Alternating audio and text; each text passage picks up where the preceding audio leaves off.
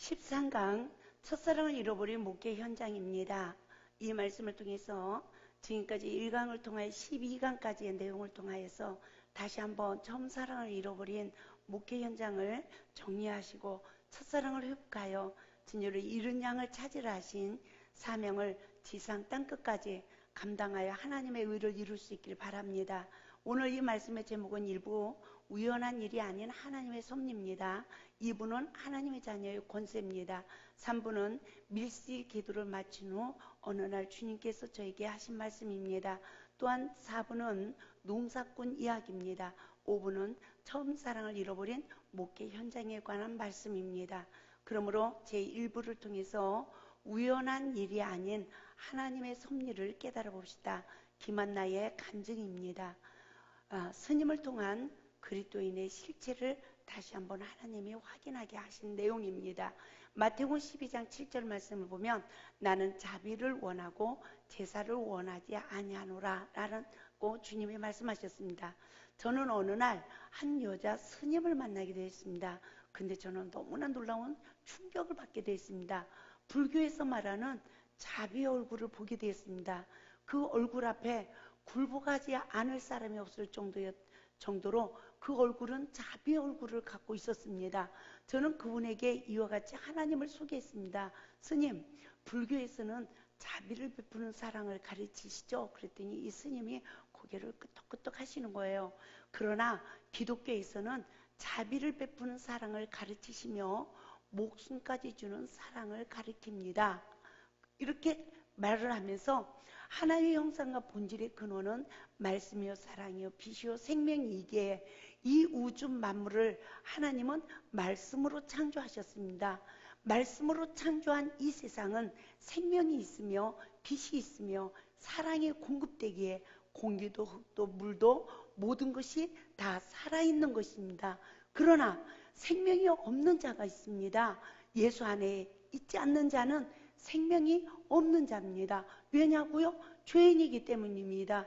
죄인은 예수 안에 거할 수가 없기 때문입니다. 인류의 모든 영혼은 피조물임에도 불구하고 조물주의 삶을 살아가는 죄인입니다라고 저는 그분에게 하나님을 선포했습니다. 또한 바로 선악을 분별할 수 있는 자로 심판자의 삶, 재판자의 삶을 살아가기 때문에 예수 안에 있는 자만 생명을 가질 수 있다라고 복음을 증거하게 되었습니다. 이와 같이 복음을 증거하는 동안 이 스님은 저의 말을 거부하지 않고 다 들어주면서 고개를 여전히 끄덕끄덕 했습니다. 그때 저는 그 스님에게 전도를 하고 난 후 서울에 부흥회를 가게 되었습니다. 그리고 저녁 예배를 마친 후 강대상에서 내려오지 못하고 울기를 시작했습니다. 생명이 없는 죽은 자가 어찌하여 그리스도인들의 모습보다 인자합니까? 하고 울기 시작했습니다. 그때 성령님께서 이와 같은 깨달음을 주셨습니다. 절에서는 경건의 훈련을 통하여 질서의 법에 순종한다는 것입니다. 그리고 그들은 버리는 삶을 살기 위하여 마음을 비우는 훈련을 받는다라고 했습니다. 그러나 그리스도인들은 경건의 모양까지 이뤄가고 있으며 경건의 훈련을 하지 않는다고 책망하셨습니다. 그 시간이 결국 예수 밖에서 마귀의 종이 되기 때문에 하나님의 형상을 잃어버린 시간이라고 말씀해 주셨습니다. 저는 울었습니다. 너무 분해서 울었고 그리스도인의 삶을 바라보고 울었습니다. 왜 예수로만 만족하지 못하고 우리는 하나같이 이방인같이 구하는 삶보다 더 땅의 것을 구하고 살아가고 있는지. 목사님은 무엇을 구할까요? 어쩌면 교회 주세요, 성도들 많이 보내주세요 하고 기도드리고 있는 사람들도 많이 있겠죠. 성도는 무릎만 꿇으면 무엇을 구합니까? 예수님은 마태복음 4장에서 세 가지 시험을 말씀으로 이겼습니다. 첫째 시험은 돌로 떡을 만들라는 시험이었습니다. 이 시험은 육신의 것으로 미혹하는 사단의 계략이었습니다. 우리 또한 이와 같이 이기지 못한다면 경건의 은혜를 입을 수가 없는 것입니다.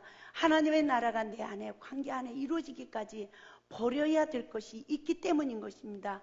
그러므로 먼저 속사람이 거듭나야 되는 것입니다. 왜 예수로 만족하지 못하고 우리는 하나같이 이방인이 구하는 삶보다 더 땅의 것을 구하고 살아가고 있습니까? 예수님은 모든 것을 다 버리고 아버지의 영광을 위하여 살아가셨는데 어찌 이렇게 되었는고 하고 저는 울고 또 울게 되었습니다. 생명을 잃어버린 현실이 아닙니까? 하나님의 형상으로 우리를 변화시켜 주소서라고 저는 정말 하나님 앞에 울기 시작했습니다. 저는 절에 가서 스님들하고 말을 해본 적이 없는데 하나님은 저를 깨닫게 하기 위하여 만남을 주신 것으로 알게 되었습니다. 그런데 그 붕해를 마치고 돌아왔습니다. 얼마 지나지 않아 저는 꿈을 꾸게 되었습니다. 얼마 전에 만났던 여자 스님의 남동생 스님이라고 하는 분이 꿈속에 저에게 나타난 것입니다. 근데 저는 또 그 스님, 그 남자 스님에게 또 하나님을 소개했습니다. 하나님이 빛이 있으라 하시니 빛이 있게 되었습니다. 그러므로 창조의 근원의 주인은 하나님이십니다 라고 말을 하니 이 스님이요 킹 하고요 콧방구를 끼는 거예요. 한마디로 비웃는 것이었습니다. 그러면서 이 스님은 주머니에서 돈을 꺼내는 거예요. 그러면서 한 주머니에서 1억을 꺼내고 또 한 주머니에서 1억을 꺼내면서요. 이 돈이 하루 껌값이라고 돈을 자랑했습니다. 저는 그때요. 꿈속에서도 내 주머니에 손을 넣어봤습니다. 그런데 제 주머니에는요. 동전 한 입도 없었습니다. 저는 그 스님 앞에서 그럼에도 불구하고 당당하게 이와 같은 말을 했습니다. 하나님의 자녀의 권세를 잃어버리고 너희들이 권세를 남용하고 있지만 얼마 못 돼요. 너희들은 망하고 우리는 다시 하나님의 자녀의 권세를 찾을 것이다 라고 말을 했습니다. 그리고 창세기에 선할 걸 알게 하는 나무의 죄의 근원을 설명하면서 이 비밀을 하나님의 계시로 깨닫게 되었다라고 말을 하니까요. 놀라운 일이 일어나는 거예요. 그 당당하던 이 스님이요. 갑자기 으악 하면서 이 손이 막 뒤틀어지면서 몸이 뒤틀어지면서요. 얼굴이 새카매지면서요. 지옥으로 떨어지는 소리를 지르게 되었습니다. 우리는 여기서 무엇을 깨달아야 됩니까? 선악간의 사단의 포로가 되어 서로의 허물을 보는 눈의 영적 상태에 이르러 내가 사단에 속았구나 하고 깨달으면 내 안에 있는 원수가 쫓겨난다는 것을 분별하시기 바랍니다.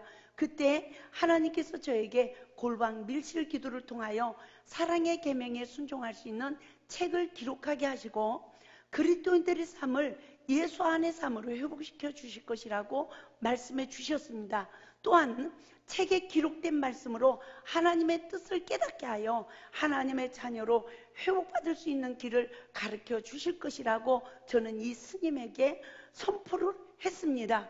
그런데 사랑의 계명에 순종할 수 있는 피조물의 삶에 대해서는 이 스님에게 감추고 말을 하지 않았습니다. 그러면서 저는 그 스님에게 이와 같이 말을 했습니다.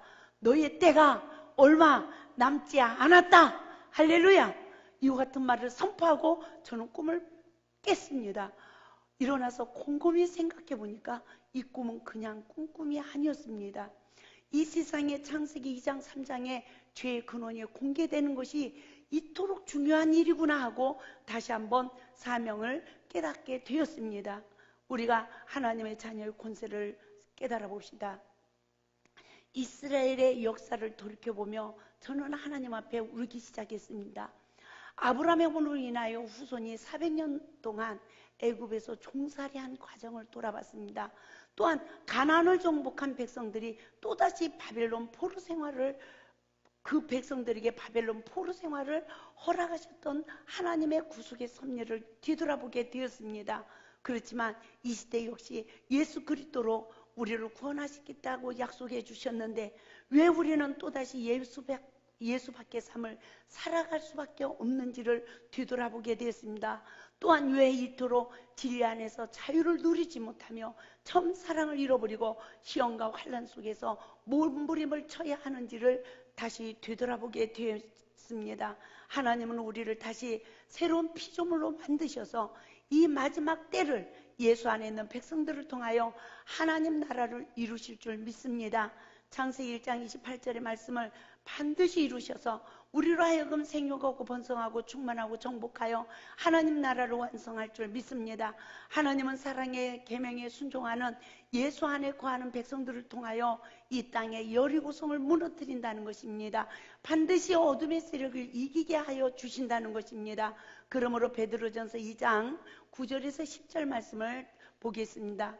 오직 너희는 택하신 족속이요 왕같은 제사장이요 거룩한 나라요 그의 소유된 백성이니 이는 너희를 어두운 데서 불러내 그의 귀한 빛에 들어가게 하신 자의 아름다운 덕을 선전하게 하려 하심이라.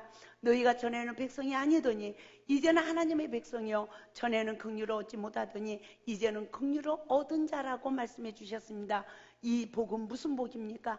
택함을 입은 자의 권세의 축복인 줄 믿습니다.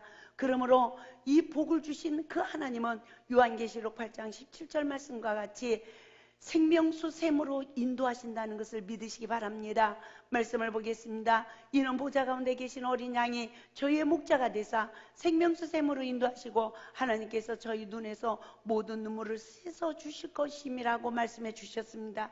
요한계시록 22장 14절에서는 그 두루마기를 파는 자들은 복이 있으니 이는 저희가 생명나무에 나가며 문들을 통하여 성에 들어갈 권세를 얻으려 함이라고 말씀해 주셨습니다. 하나님은 우리를 생명수 샘물로 인도하신다는 것입니다. 곧 구속의 역사를 말씀하신 것입니다. 하나님의 자녀의 권세를 회복시켜 주실 것을 말씀하신 것입니다. 누가 회복을 받을 수 있습니까?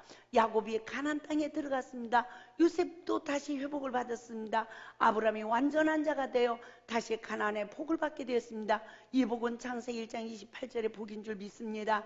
에덴 동산의 복이며 바로 예수 안의 복인 것입니다. 우리도 처음 사랑을 회복하면 이와 같은 복의 근원의 단계에 들어가 생명 안에 빛 안에 말씀 안에 사랑에 거하는 복을 받게 될 줄 믿습니다. 그 시간은 삼위일체 하나님 근원 안에서 하나가 되는 뜻이 복의 근원이 되는 복인 줄 믿습니다. 그러므로 우리는 주기도문의 삶이 이루어지는 시간이 되어야 되는 것입니다. 복의 근원과 저주의 근원을 깨닫는 우리는 예수 안의 삶을 살아가야 되는 것입니다. 이 진리를 깨닫는 자는 믿기가 얼마나 쉬운 일인지, 예수를 믿는 게 얼마나 쉬운 일인지를 바르게 깨닫고 사단의 정체성을 깨닫고 경계하고 물리칠 수 있는 하나님의 은혜가 충만할 줄 믿습니다. 교만한 근거와 겸손의 근거를 우리를 알았으니 우리는 이기는 자의 삶으로 복의 근원이 되어 하나님께 영광을 돌릴 수 있길 바랍니다. 저는 밀실 기도를 마친 후 이제는 밖에 나가서 사명을 감당해야 되는데 감사한 게 아니라 도리어 내가 밀실 기도를 마치고 밖에 나가서 사명을 잘 감당할 수 있을까 하는 두려움이 저를 사로잡았습니다. 그때 성령님께서 방언을 통하여서 이와 같은 말씀을 해주셨습니다. 제가 You can have a discono와 그러면 하나님은 살아계십니다. 유바라데스 코리스카나와 그러면 죽은 자의 하나님이 아니십니다. 미메네스코노와 믿음을 보여라. You can have a discono와 그 믿음은 순종이며 순종의 결과는 열매니라 라는 이 방언 통변을 통해서 하나님이 막 책을 쓰게 했습니다. 소경에 되어 있는 백성들을 보고 주님은 우신다. 구원받은 줄 착각하지 말고 믿음이 있나 시험해보라. 첫사랑을 잃어버린 심령이여 소경된 자여 왜 헛된 믿음을 추구하느냐. 영혼 없는 믿음이 죽은 것 같이 행함이 없는 믿음이 죽은 줄 모르느냐. 가인은 아우를 죽였다. 이 시대 하나님의 일을 하는 자여 가인과 같이 하지 말고 화목한 가운데 함께 역사하는 주를 보라. 두세 명이 내 이름으로 모인 곳에 나도 함께한다. 기도할 때도 봉사를 할 때도 모든 일을 하나님께 영광 돌리는 자세로 하라. 분쟁과 시기, 다툼, 원망으로 행하는 일에 내가 곤비함이니라. 육에 속하여 하나님께 영광도 돌리지 않는 행위다. 하나님의 뜻을 알라. 믿고 순종하여 따르는 자는 양이니라. 화평 가운데 역사하는 주를 보라. 헛된 믿음은 광야에서 이스라엘 백성들의 부르짖음과 같다. 광야에서 불순종으로 죽은 자가 많듯이 이 시대 영적으로 죽은 자가 많으니라. 산자 같으나 죽은 자로다. 부탁한다. 경고한다, 책망한다. 돌이켜라. 폐역한 길에서 두렵고 떨림으로 구원을 이루라. 잎만 무성한 나무가 되지 말고 열매를 요구하시는 하나님의 뜻을 깨달으라. 회개하라. 때가 임박하였느니라. 이 시대는 아는 것으로 그치고 행하여 나의 뜻을 이루려 하지 않는다. 회개하는 자는 있어도 회개의 열매를 맺는 자는 적으니라. 속에는 독수리와 매가 들어있어 어린 영혼들을 죽인다. 구원받았다고 착각하여 안일함에 빠져있는 영혼들이 많다. 하나님을 알지도 못하는 자요, 나의 뜻도 모르는 자니라. 행하지도 않는 자요, 따르지도 않는 자니라. 자신의 들보를 깨닫지 못한 자요, 나의 뜻도 모르는 자니라. 자신의 들보를 깨달으라. 자신의 들보를 제거하라. 너희가 내 안에, 내 말이 너희 안에 거하면 무엇이든지 원하는 대로 구하라. 그리하면 이루리라. 자신의 들보를 제거하지 못하면 교만하고 불순종하며 원망하기 때문이니라. 자신을 보는 자는 겸손한 자며 회개하는 자다. 진정한 회개는 낮아지는 것이며 낮아지는 것은 죽기까지 순종하는 것이니라. 라고 주님의 말씀하실 때, 저는 처음에 이 말씀을 막 기록할 때 세상 사람들에게 하시는 말씀인 줄 알았어요. 그리고 막 기록을 했는데 기록을 하다 보니까 성령님이 저에게 하시는 말씀이었어요. 저는 깜짝 놀랐으며 다시 회개하기를 시작했습니다. 주여, 이 죄인을 용서하소서. 제가 들보를 제거하지 못하고 하나님의 일을 하려고 했던 자입니다. 그때서야 저는 나에게 하시는 말씀이라는 것을 깨닫고 저는 한없이 회개하며 주님 도와주세요, 다시는 넘어지지 않도록 도와주세요 라고 간구할 때, 은혜 관리를 잘하라, 시험에 들지 않도록 조심하라, 분별하라, 악에 빠지지 않도록 주의하라 라고 말씀해 주셨습니다. 그런데 저는 그때 주님, 저는 지혜도 없고요, 아무것도 못해요 라고 호소할 때 내 자신이 시험에 드는 이유는 마음을 뺏기기 위함이다 라고 말씀해 주셨습니다. 그러면서 저는 주님 약해요, 아무것도 몰라요 라고 회개하며 약하다라고 고백을 들을 때 주님께서 이와 같은 말씀을 해 주셨습니다. 이사야 43장 1절에서 3절 말씀이었습니다. 두려워하지 말라라고 하시면서, 야곱아, 너를 창조하신 여호와께서 이제 말씀하시느니라. 이스라엘아, 너를 조성하신 자가 이제 말씀하시니라. 너는 두려워 말라. 내가 너를 구속하였고 내가 너를 지명하여 불렀나니 너는 내 것이라. 내가 물 가운데로 지날 때 내가 함께 할 것이라. 강을 건널 때 물이 너를 침몰치 못하게 할 것이며, 내가 불 가운데로 행할 때 타지도 아니할 것이요 불꽃이 너를 사르지도 못하리니 마음을 강하게 하라, 담대히 하라. 너는 이 백성으로 내가 그 조상에게 주리라 한 그 땅을 얻게 하리라. 이 율법책을 내 입에서 떠나지 말게 하고 다 지켜 행하라. 그리하면 내 길이 평탄하게 될 것이라. 내가 형통하리라 라고 여호수아 1장 6절 8절 말씀을 통해서 저에게 응답을 해 주셨습니다. 그러시면서 저에게 하시는 말씀이, 지난 날을 기억하라. 더 약할 때 나만 의지하고 따랐던 시간들을 기억하라. 내 안에서 아무것도 모르고 나만 따랐던 시간들을 기억하라. 그 시간은 나를 사랑하여 모든 것을 다 하던 믿음의 시간이었느니라 라고 주님께서 말씀해 주셨습니다. 그때 저는 주님, 그 시간은 주님을 사랑하였기에 두려움이 없었습니다. 주님을 사랑하였기에 환경도 두렵지 않았습니다. 주님을 사랑하기에 그 무엇도 두렵지 않았습니다 라고 고백을 하자, 지금도 나를 사랑한다면 강하고 담대하라. 내가 너와 함께함이라.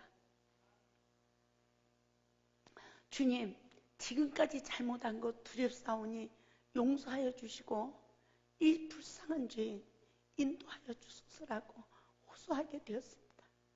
이제는 주님을 사랑함으로 모든 것을 할 수 있습니다. 주님 동행하여 주시고 늘 지켜주시며 분별하게 하시고 이기고 승리할 수 있게 도와주소서. 주여, 깨끗하게 하소서. 아직도 회개하지 못한 것이 있다면 회개케 하옵소서라고 몸부림치며 하나님 앞에 회개를 하게 되었습니다. 그때 요한일서 1장 8절 9절 말씀을 주셨습니다. 만일 우리가 죄 없다 하면 스스로 속이고 진리가 우리 속에 있지 아니할 것이요 만일 우리가 우리 죄를 자백하면 저는 미쁘시고 의로우사 우리 죄를 사하시며 모든 불의에서 우리를 깨끗게 하실 것이라고 말씀해 주셨습니다. 우리가 범죄할 때 빨리 회개하고 싶어도 회개가 되지 않을 때가 있습니다. 그 시간이 하나님의 징계 시간이라는 것을 깨달아야 됩니다. 그때 빨리 하나님의 뜻대로 살기 위하여 순종하며 하나님 앞에 은혜와 긍휼을 바라는 기도를 드려야 된다라고 말씀해 주셨습니다. 그러시면서 인내해야 한다.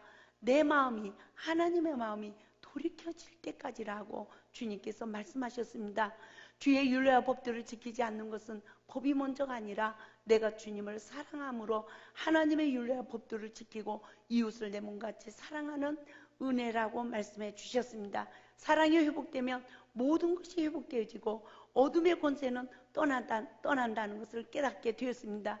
우리가 주님을 사랑할 때 우리는 모든 것을 할 수 있습니다. 그 첫사랑을 기억하고 하나님이 나와 함께하면 모든 것을 할 수 있다라고 고백할 수 있기를 주님의 이름으로 부탁을 드립니다. 농사꾼의 이야기를 통해서 다시 한번 하나님의 뜻을 분별해 봅시다. 하나님의 일은 농사꾼의 결과와 같다는 것입니다. 목회자가 어떻게 농사를 지어야 농부의 수고가 헛되지 않는지를 일깨워준 내용입니다.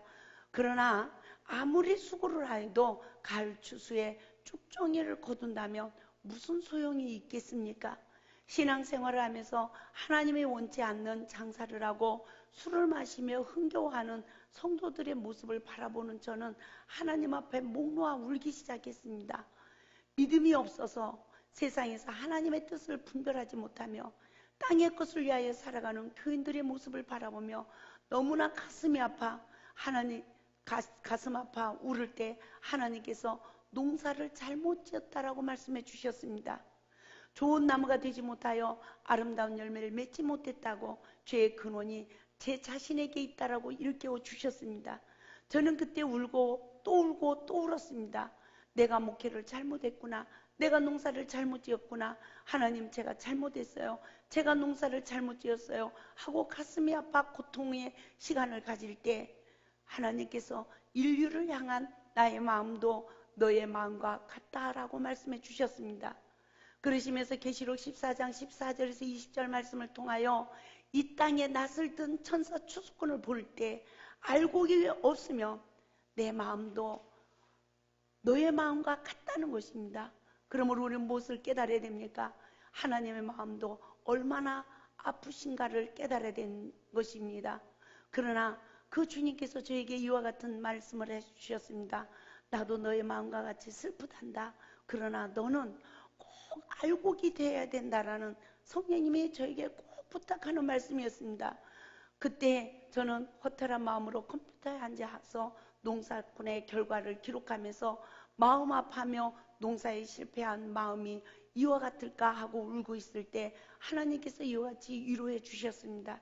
농부가 가을에 흉년이 들 것이라 하여 봄이 되면 씨를 뿌리는 수고를 하지 않겠느냐?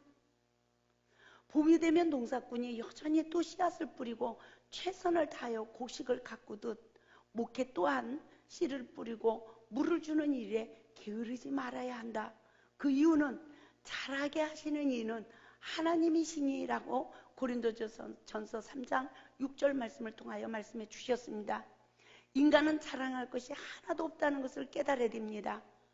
그러나 경주자가 법대로 경주해야 상급이 있듯이 내 방법과 하나님 방법을 분별하여 농사를 잘 짓는 자가 되어야 될 것을 당부했습니다. 목회자가 어떻게 농사를 짓느냐의 결과는 우리가 진짜로 알곡을 거두느냐 쭉정이를 거두느냐의 결과가 주어진다는 것입니다. 농부가 가을에 낫을 들고 들에 나가 알곡을 거두는 기쁨이 없다면 어떤 결과가 되어지겠습니까? 곡식이 쭉정이가 되어 거둘 것이 없다면 농부의 마음이 얼마나 허탈하고 아프겠습니까? 목회자의 심정도 이와 같다는 것입니다. 어떻게 일을 했느냐가 중요하지만 결실이 중요합니다. 수고한 결과 아름다운 열매를 맺지 못한다면 목회자의 심정 또한 어떤 결과가 주어지겠습니까? 그러므로 요한복음 14장 6절에서는 내가 길이요 진리요 생명이니 나로 말지 않고는 아버지께로 올 자가 없다라고 했습니다. 죄인의 친구가 되어 목숨까지 주신 예수님의 사랑으로 목회를 한다면 아름다운 열매를 맺을 수 있는 줄 믿습니다. 하나님도 농부의 심정과 일반입니다.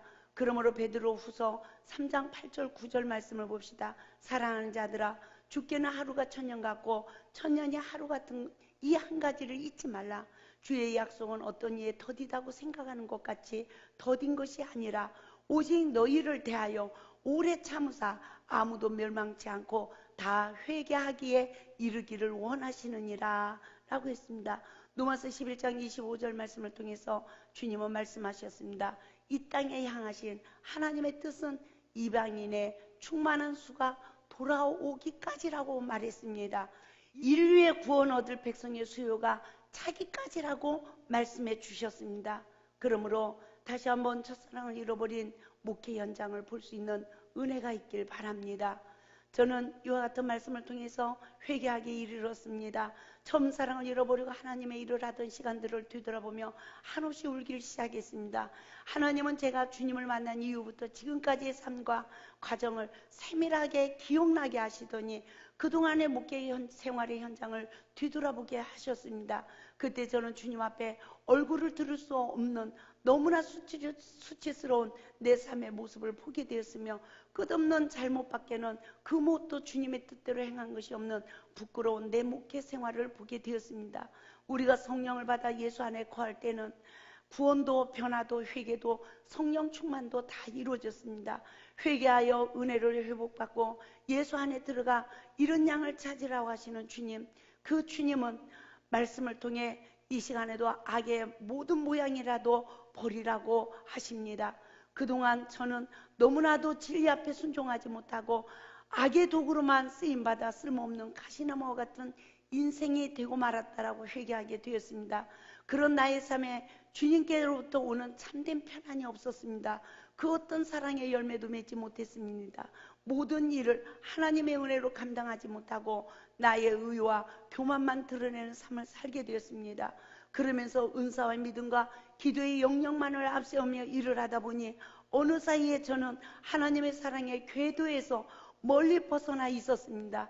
하나님께 감사도 영광도 돌릴 수 없는 비참한 사역자가 되고 말았습니다.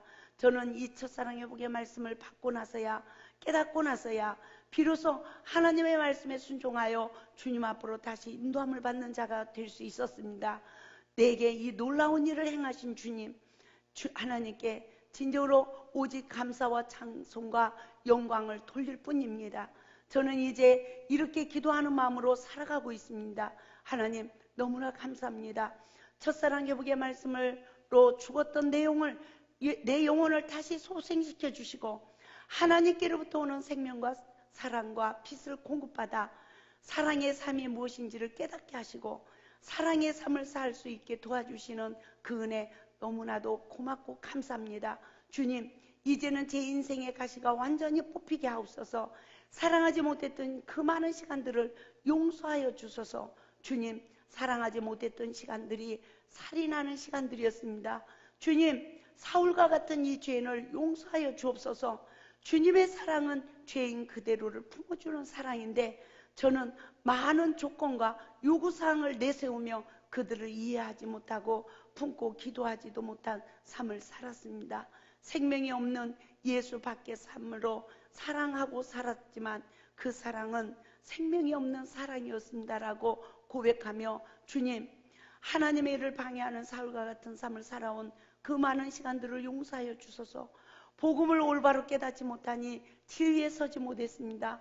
능력받기 위하여 금식하며 부르짖어 기도하던 그 고통에 몸부림의 시간이 바로 하나님의 사랑의 힘을 잃어가는 시간이었음을 깨닫고 어리석고 미련한 이 죄인을 회개합니다. 용서하여 주소서라고 저는 간구하게 되었습니다.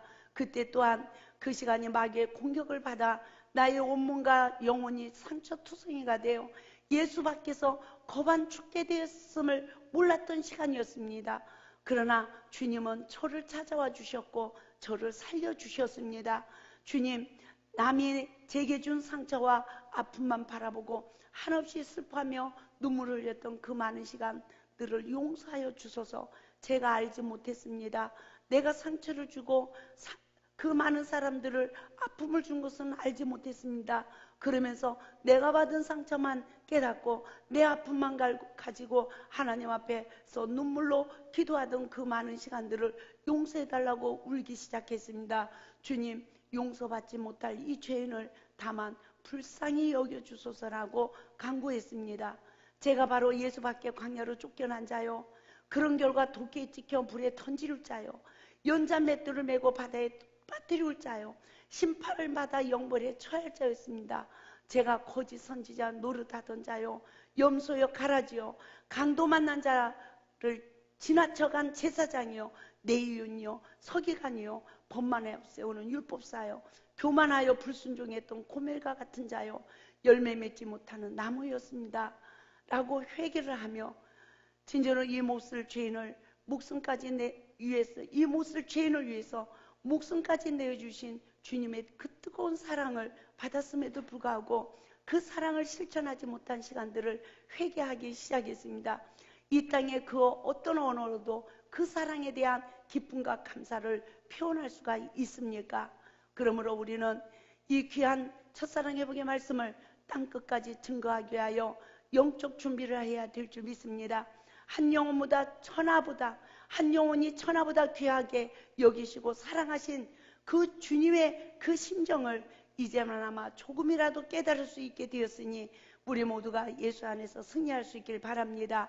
그 은혜, 그 사랑 내 평생에 두고두고 기억하며 주님의 그 사랑과 그 은혜를 보답하는 삶을 살 수 있기를 바랍니다. 행위적인 사랑을 해보려고 애쓰고 노력하던 그 모든 시간들은 다 주님을 떠나는 시간입니다. 결국 내 의를 행하려던 모습이었음을 깨달아야 되는 것입니다. 그렇게 악하고 부족한 이 죄인을 버리지 아니하시고 용서해 주시고 사랑해 주신 주님의 그 사랑, 이제는 저도 실천하며 살겠습니다. 이제는 사랑의 눈을 뜨고 주님의 마음을 가지고 죄인을 불쌍히 여기며 긍휼히 여기는 베푸는 선한 사마리아인을 내 삶을 살게 하소서. 이제는 사랑의 눈을 뜨게 하소서라고 간구하는 저와 여러분이 될 수 있기를 바랍니다. 그러므로 다시 한번 첫사랑 회복의 중요성과 그 결말을 분별해 봅시다. 아담의 후손으로 태어난 인류는 선악을 하는 일에 사단의 포로가 되어 태어났습니다. 또한 사랑의 실패자의 아픔으로 상처받고 상처를 주던 시간들이 사단의 힘이 내면에서부터 나를 사로잡아 사망을 이루었다는 것을 분별해야 되는 것입니다. 성령을 받아 해방을 받았지만 또다시 속았던 그 많은 시간들이 처음 사랑을 잃어버리고 사단의 포로 생활로 하나님의 의를 이루지 못함을 깨달아야 되는 것입니다. 성령의 법으로 죄의 근원까지 찾아주시는 늦은 배의 구속의 역사는 죄와 사망의 법에서 해방을 시키는 줄 믿습니다. 그러므로 첫사랑 회복은 율법의 저주에서 해방입니다. 진리의 성령의 권능을 받는 축복입니다. 그러므로 첫사랑 회복은 생명의 성령의 법으로 하나님의 거하실 성전이 우리의 마음에 지어지는 복입니다. 그러므로 첫사랑 회복은 모든 율법이 생명의 양식이 되는 복이요, 모든 자들을 헤아리고 긍휼을 베푸는 삶으로 하나님의 의를 이룰 수 있는 말씀입니다. 첫사랑 회복은 에덴의 근원이 회복되어 하나님의 형상과 모양으로 재창조되는 복인 줄 믿습니다. 그러므로 첫사랑 회복은 아들의 권세를 받아 땅끝까지 이르러 복음의 증인이 되는 복입니다. 그러면 우리는 무엇을 깨달아야 됩니까? 다시 한번 처음 사랑을 잃어버리고 예수 밖에서 그토록 쓸모없는 나무가 되었지만 생명의 성령의 법으로 나의 모든 죄를 보게 하시고 말씀에 의지하여 십자가를 통과함으로 내 안에 하나님 나라를 이루시는 늦은 비의 구속의 성령의 법을 깨닫고 생명의 성령의 법이 성취되게 위하여 간구하는 저와 여러분이 될 수 있기를 주님의 이름으로 축원을 드립니다. 할렐루야.